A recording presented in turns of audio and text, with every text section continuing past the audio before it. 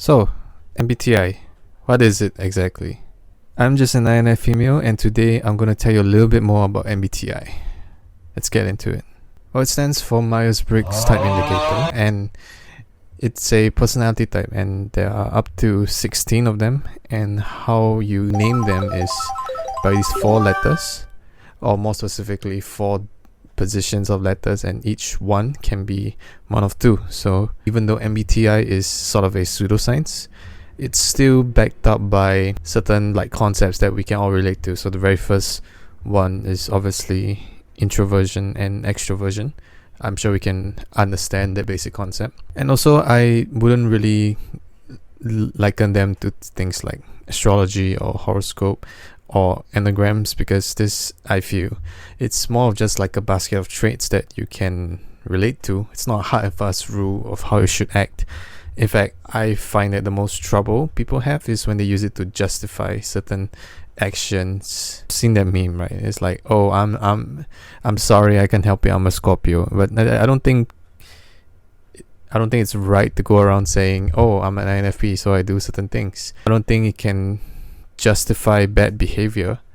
It can be something to help you understand, but I don't think it should be to justify bad behavior. So let me get into each of the 4 characters. So the first one is either I or E, which is introvert or extrovert. Extroverts tend to like socializing with people and engaging in social activities. So the more stereotypical example is how they would prefer to be in crowds of people, maybe a party and so on. Whereas introverts, we tend to prefer more alone time to ourselves. We're deeply contemplative and reflective.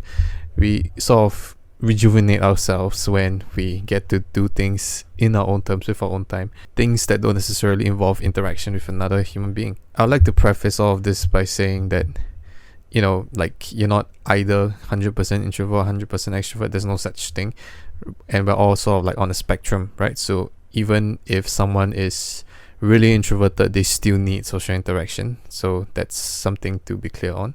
And in fact, if you're somewhere in the middle, you're known as this thing called ambivert, where either you can readily switch between the both depending on the situation, or you sort of have a nice balance of what you want, whether it's social interaction with others or recharging by yourself. And I think there's a common misconception that being an introvert necessarily means that you're shy or unsociable, because you could easily be a sociable introvert and still be a confident person, still want to go and hang out with your friends. It's just that your social battery will inevitably die after hanging out with them.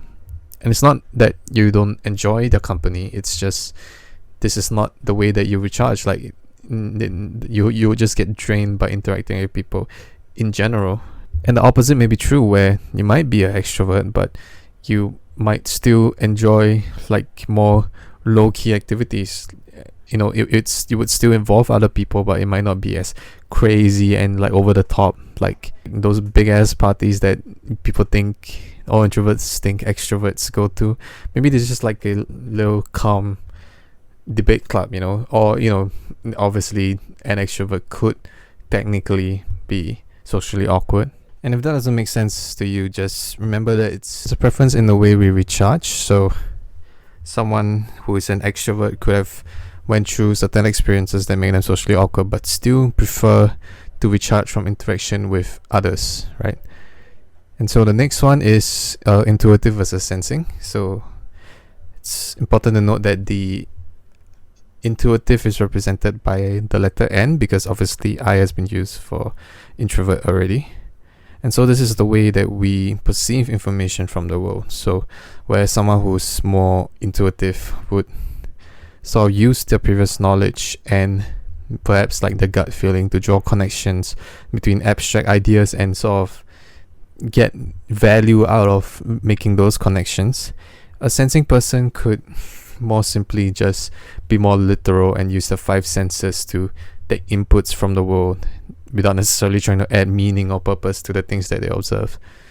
So for example, if you get someone who's an intuitive and someone who's a sensor to observe a tree, right? Intuitive could be like, wow, This tree is like so symbolic of life and death because it grows from a single seed, and as it grows, it sheds leaves and all that, and that's like a part of the tree, leaving its body from thus becoming dead. But things like seeds go on to create more life and become its own being. So it's very symbolic of life and death. Whereas someone who's a sensor, someone who is sensing, might just think, oh, that's a tree. It has trunks. It has a certain shade of green on its leaves. It has flowers. It has seeds, etc. And maybe the wind is causing its branches to sway a certain way. This is like more literal observations. And another misconception that people might think is that someone who's intuitive is inherently overthinking, or someone who's sensing is underthinking. But again, that's not really true, because we really have like a balance of those, and there are definitely situations that call for either one, right? You wouldn't really want a construction worker to be thinking about, how the metal frame of this building serves as its skeleton, and it's gonna have many shops that are like specialized cells in the body that make up a whole organism. And at the same time, you wouldn't want a kindergarten teacher to be too literal. Like if we can tell a story about a cat, and it's like, this is a cat. Cats have fur. Cats have claws. Cats have a tail. Cats eat mice and fish. That will make for a really boring teacher, if you ask me. And so there is a place for either one, and I realize that I'm using like jobs as an example, but there's certainly other situations where each one has its place and no one is inherently correct or wrong. And so the next one is thinking versus feeling. So this is how we react and prefer to tackle problems, right? This is the guidance that we have. And so thinkers, as the name suggests, prefer to use cold hard logical facts and more like statistics, numbers, to try to practically deal with something. They try to go through the path of least resistance to resolve a problem, whereas feelers tend to be more in line with their emotions, their feelings, how this certain action will make them or other people feel, whether it aligns with their values or other people's values. And so thinkers might believe that feelers are like way too emotional and sensitive and too sentimental about the little things that don't actually matter, whereas feelers might believe that thinkers are like strictly cold-hearted because they don't have room for more touchy subjects, right? Especially if you're dealing with a more humanitarian side of things, like if you're a therapist or if you're doing like humanitarian aid in another country. You kind of need that empathy to relate to other people going through a tough time. So that again, there's always room for either one. None is inherently correct. We have a mix of both.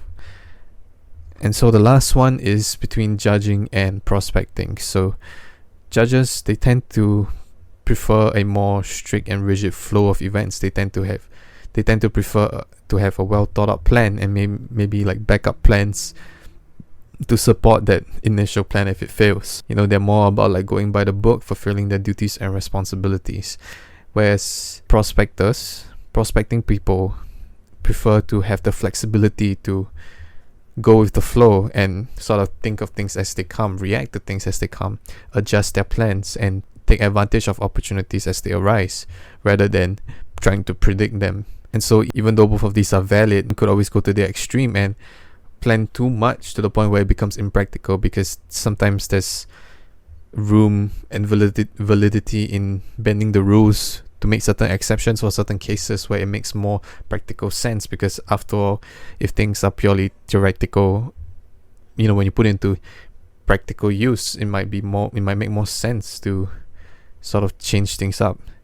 Whereas if you're too prospecting, you kind of just think way too much. You might go into analysis paralysis, where there's so many viable options that you find it hard to make a choice, or you're too relaxed to the point where you don't consider like the certain logistics and administrative stuff of a certain plan, and things fall apart, because sometimes you just can't react to certain things quick enough or in a good enough manner that you don't like prevent disasters. So you can imagine you wouldn't want like a rescue team in a natural disaster to be like, we'll